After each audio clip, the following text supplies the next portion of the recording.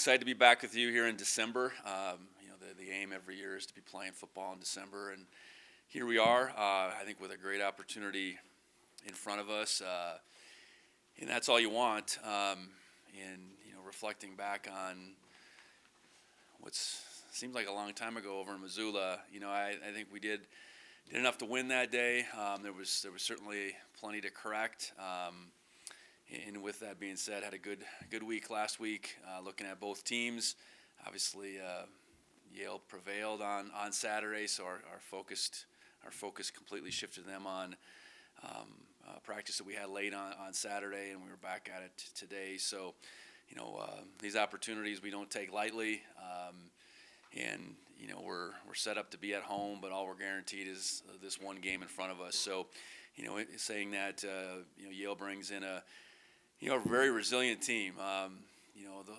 Those type of comebacks that they had on Saturday don't come about for the faint of heart, for sure.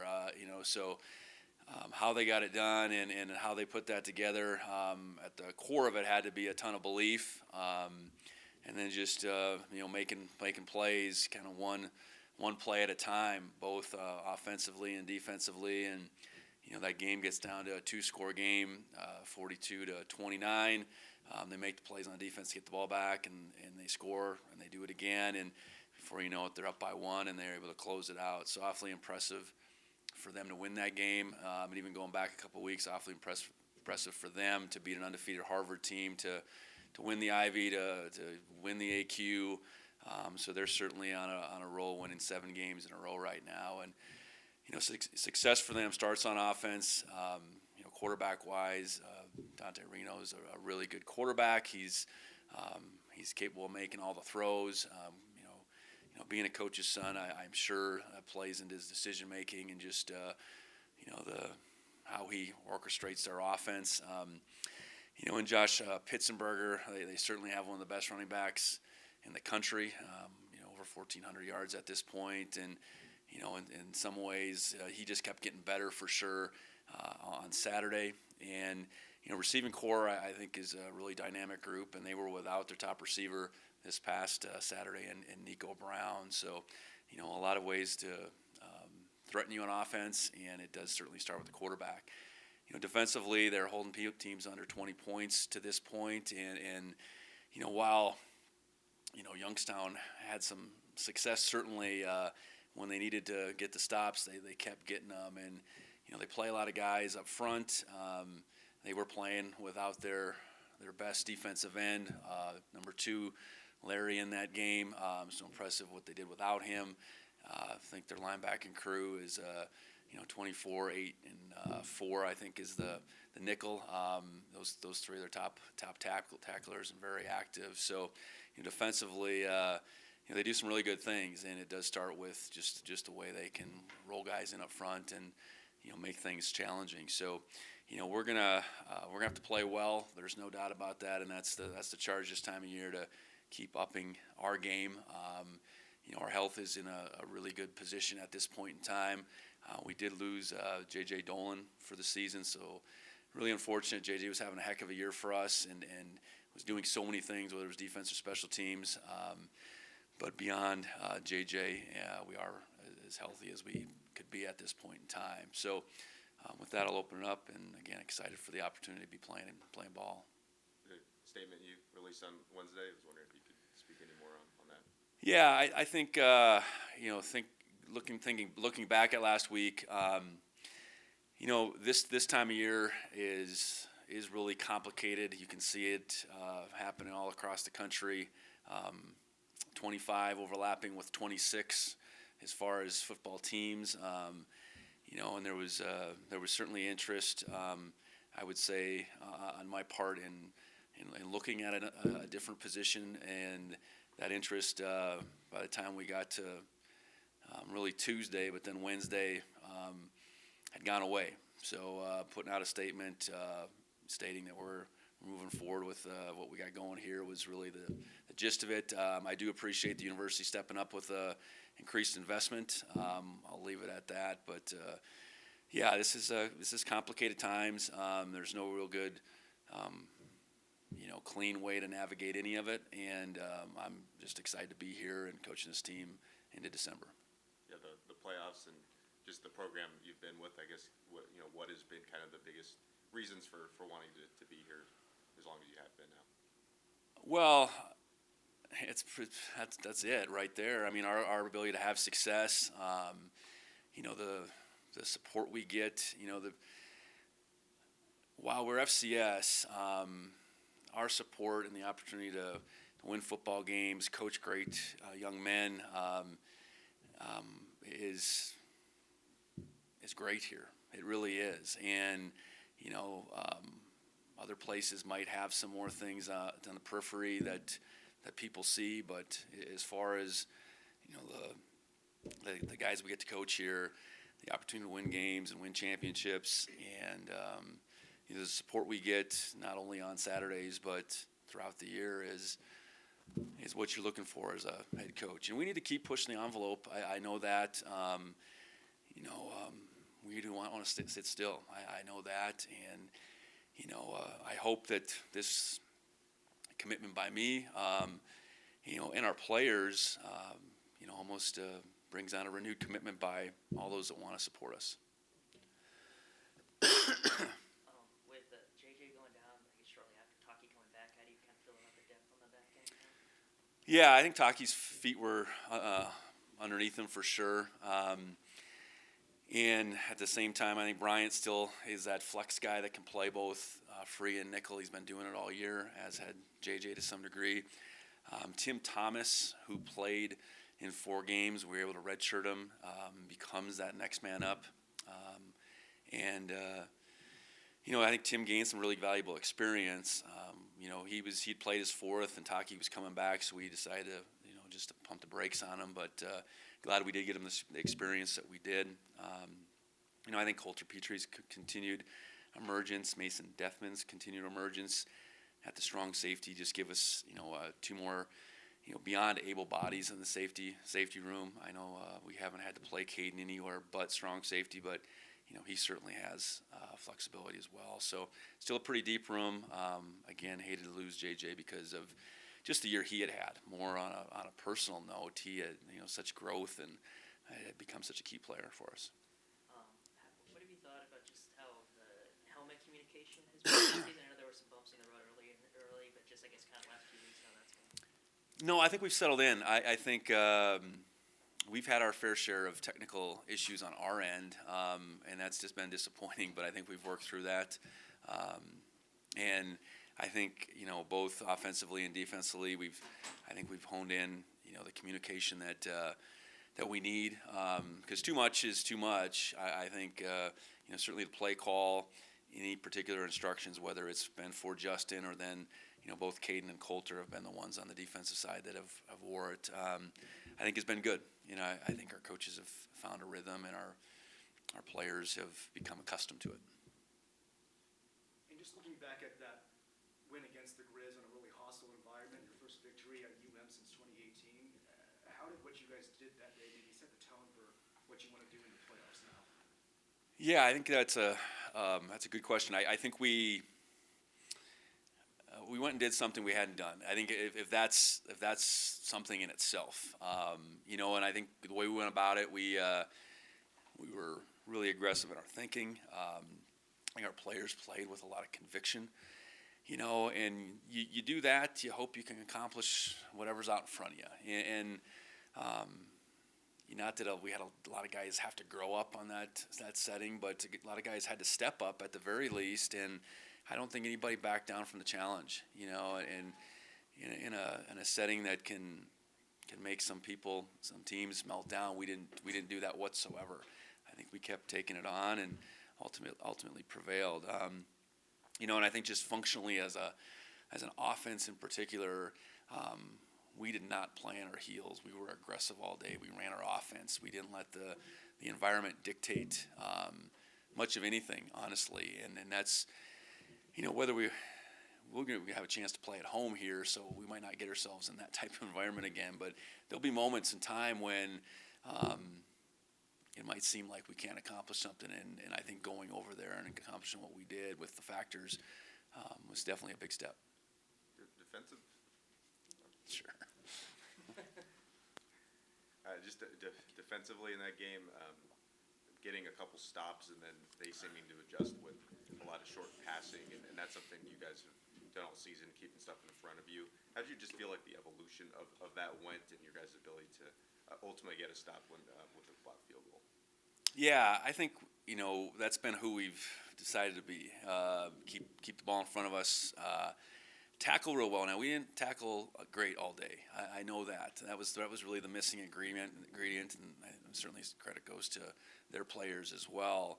But we, again, played a game that was very disciplined for the most part, and guys doing their jobs for the most part. And I think that's the level of defense that we want to play. And if that means we're going to give some things here and there, so be it.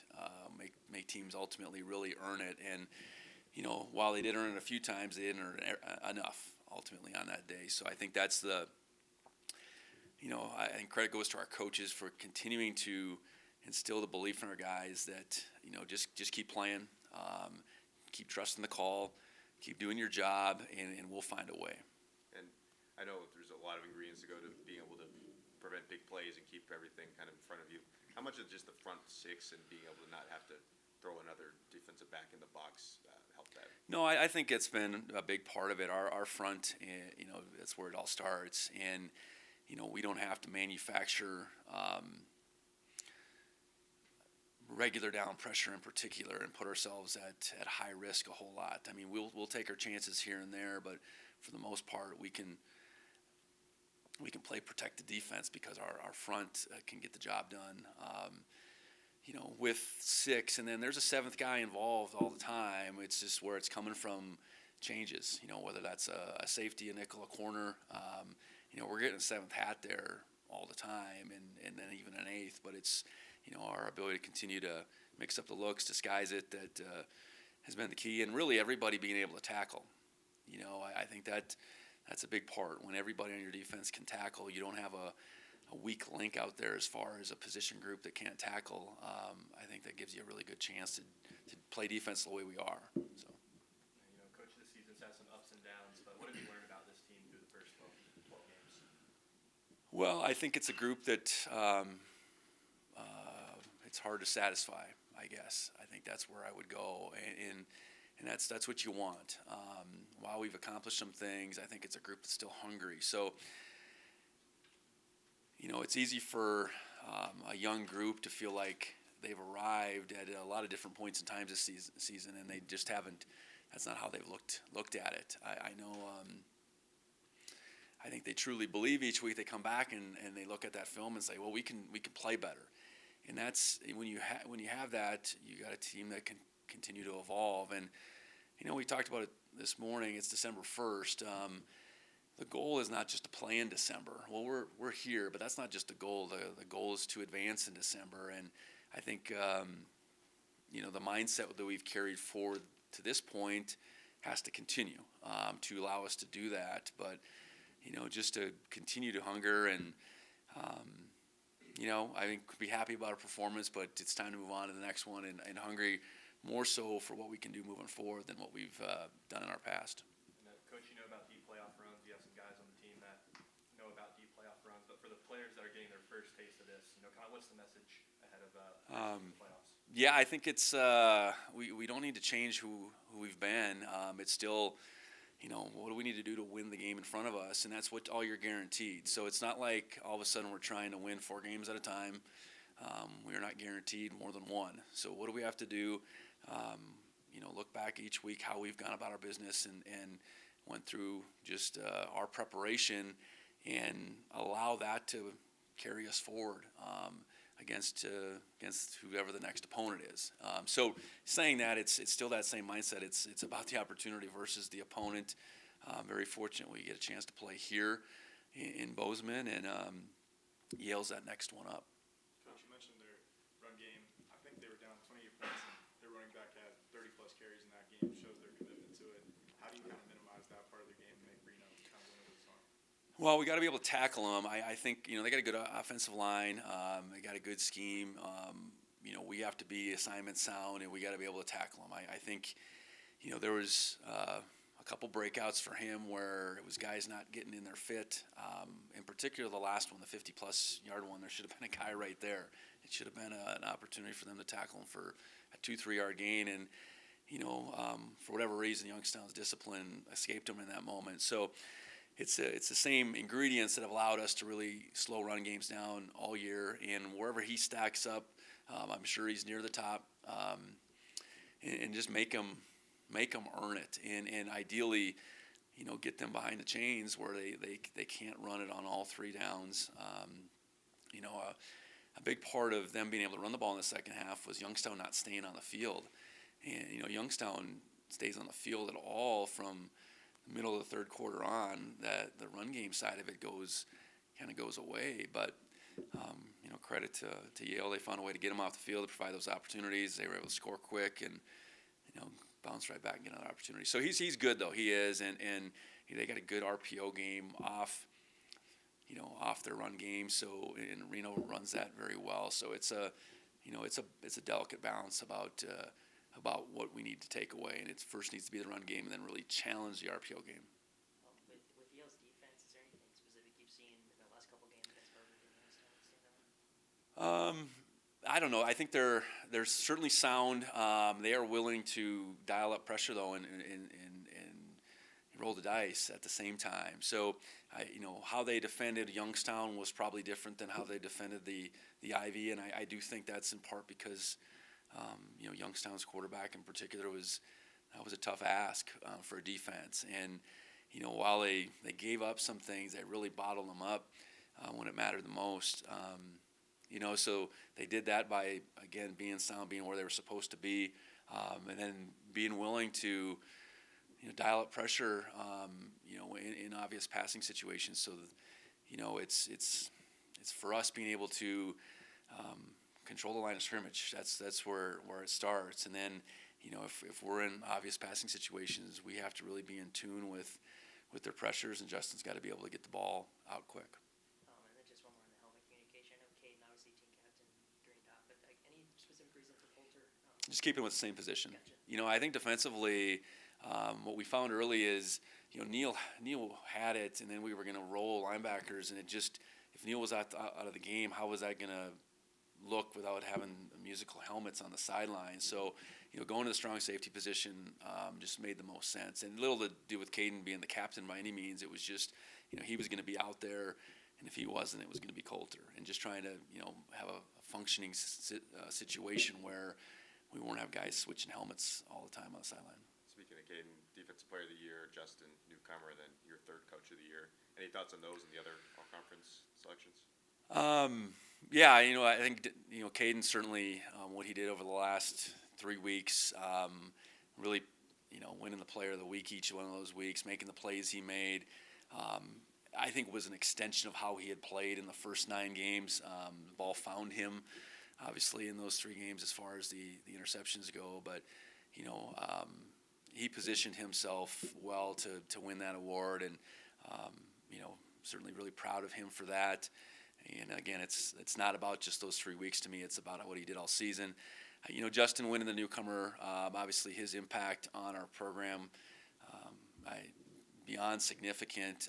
I know he had to be kind of right there, for the offensive player, but he didn't get that, and there was a bunch of good candidates for that. So, I think Justin's impact in winning that award, in this day and age, to win newcomer, I mean that is a good award, though. I mean, when you think about it, just all the different newcomers that people bring in, whether it's transfers or freshmen that haven't seen the field yet. So I'm excited about that, and I think the fact that we won our 3rd championship, I think that coincides with the Coach of the Year. So I think that's definitely a team award reflective of our ability to go through the season undefeated in the conference. And I think the all-conference team, I don't know, I think we had 5 first-teamers, 1 on offense, 3 on defense, and then 1 on the special teams. I think that kind of reflects the type of team we have. We're more about our team. Our team is the star. I think that's the coolest thing about this group. Yes, we have some standouts. We have some standouts that deserve recognition and got it, whether it was first, second, or honorable mention, but I think our team is the star, and I think that's what everybody was after. And you know, sometimes you have teams that have these guys that have accumulated, like last year. We had a whole bunch of guys that had these long careers and kind of established themselves. We don't really have that this year. We have a younger team, and I think that reflected the number of guys we had selected. Coach, this being the first time that Yale and Montana State have played each other, what unique opportunities or challenges does that present for preparation? I think the one thing, when you play, I think in particular the East Coast conferences right now, is there's no real point of reference. There's no crossover.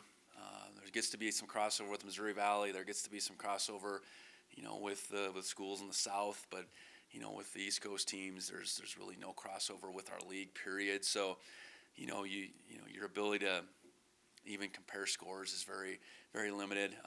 Certainly, with the Ivy League playing in the playoffs for the first time, I know that was a big thing, and they may have had two teams make it. One won their game in Yale, and one didn't in Harvard. So, I don't know. I think it's just the unknown of how, how does this team, how would it stack up in the Big Sky? And they probably look at the same thing. How would we stack up?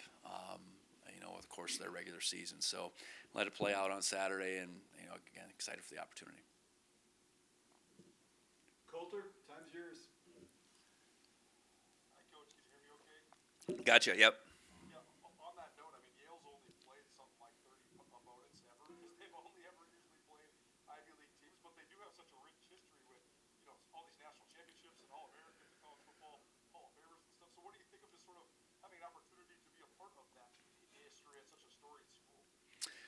Yeah, obviously the game of college football began in the Northeast, and Ivy League schools like Yale were at the core of it, and their success in the early 1900s on the national scene was significant. And while football maybe lived in a pretty small space in the grand scheme of things at that time in this country, they were still one of the preeminent programs. So, and I think as the Ivy League has continued to go on for many, many years without the playoffs, I do think they've still held on to a rich history.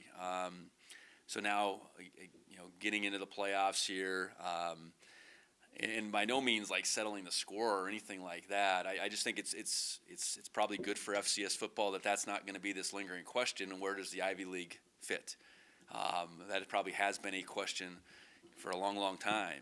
So, the playoffs at our level, really sort things out, and excited for the opportunity to play them, and again see how the Montana State, the Big Sky, matches up with that conference.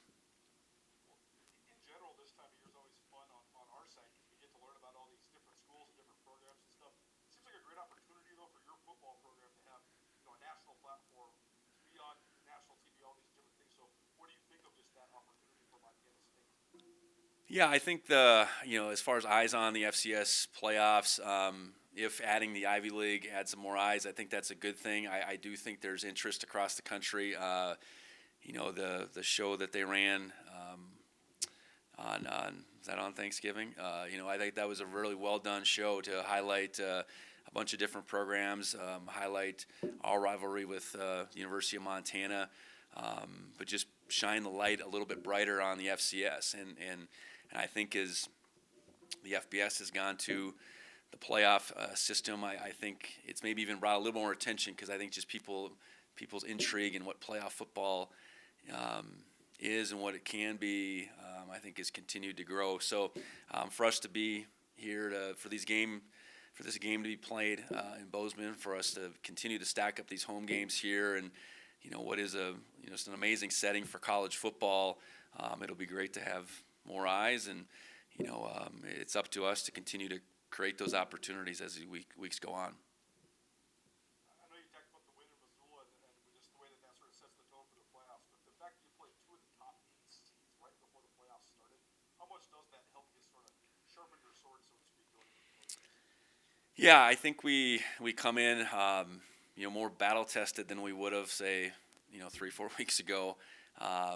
and we knew those games were sitting there at the end of our schedule all year. And I think, as a young team, I think our continued growth and not looking ahead through a stretch of the season was really significant. But then being able to answer the bell, both the evening against Davis and then the afternoon against Montana, I think, at minimum, let's say it propelled us in the position we are for sure. Without those 2 wins, we wouldn't be positioned the way we are. But I do think from a continued growth perspective of just who we are and who we can be, I think it's put us in a good spot. But we're at the point now. There's 16 teams left. Everybody has a clean enough slate where just you win in advance, and that's all we're after. I think your record to this point certainly does matter. Your seed does matter, but at the same time, it doesn't guarantee anything. You made a comment a couple weeks ago of Justin Lamson being not at the same time fiery and steady. Does that come naturally to him, or is that something you guys worked on, or is it a combination of both? How do you get a guy that is Yeah. really fiery and also so he? Oh, I think the steady part, he can be pretty mild-mannered away from competition, but within competition, he's really fiery. But at the same time, I think he knows he plays a position where he's got to have a level of control too. And I think now being the guy for 12 games, I think he's learned what that means. When you're a guy playing here and there.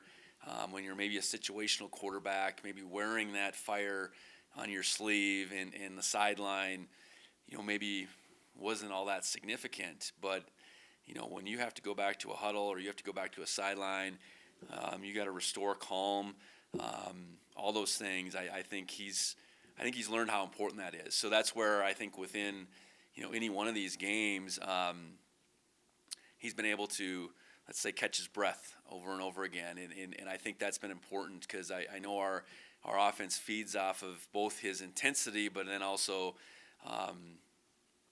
his focus and how intent he is. And those are 2 different things within the course of a contest. So a lot of credit goes just to, I think, of Justin, recognizing his role. I think, certainly a lot of credit goes to Coach Sturbick, the conversations they can have through the course of the game. And, I've really been pleased with how he's managed his emotions, both, being on fire at times, but then also being able to calm the waters.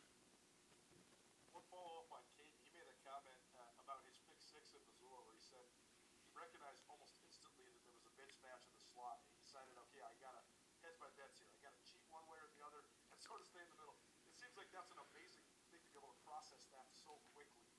Do you think that's what a strength of his is, just being able to be so cerebral on the fly like that?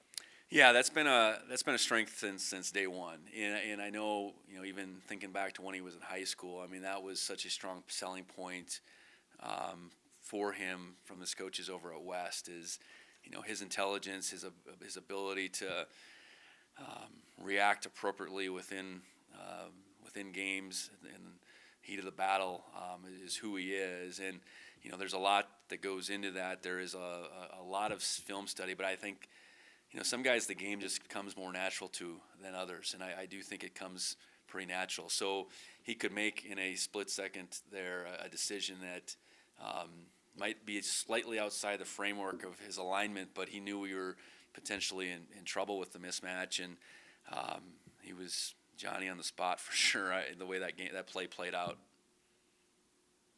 When it comes, I know you mentioned Yale's running back, but he's a guy that really stood out to me watching that game on Saturday. And I mean, you look at his stats, got like 1,500 yards.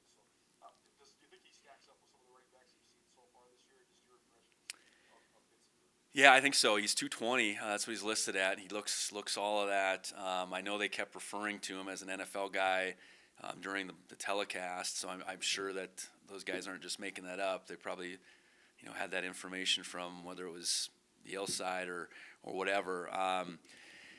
He's got that workhorse type of body, and then he can go to the long run at the end. He ran away from Youngstown, and so he's he's got it all. He's got really good instincts. He's hard. He's certainly hard for the first guy to bring him down. He's got good patience and good acceleration all at the same time. So yeah, he would stack up there. I know we've seen some bigger backs along the way. I'm not going to compare him to one guy or the other, but he's right up there with the best that we've seen. Any other expectations just in terms of Yale? I mean, obviously you hear Yale, you think academic prestige, smart guys. Like, do you expect a smart and well-coached team to come to Bozeman? Yeah, I think you naturally assume that, and then you flip the film on, and that's how they play. I think the one thing that's clear is they believe. You don't again rattle off 7 games, 7 wins in a row without believing, and they've you look at their last 3. That Princeton game was 13-10, and that could have gone either way, and that puts them in position to be playing for the AQ against Harvard. They jumped on Harvard pretty quickly in that game, and then for the last week, for the last opportunity to go like it did, and somehow come out of halftime with enough belief to be able to say, okay, we can just stack a few things up. We're right there. Well, there's a lot of things to stack up in that game, that second half. There was a lot that had to go right for them. So I think, beyond I'd say the intelligence piece, they're a group that's going to fight and scratch and claw, and we're going to get everything they got. And I know they got to feel like they're playing with house money at this point too. So I know we're going to get their best shot, and they got ability, and they got a winning attitude for sure that they're going to bring to Bozeman.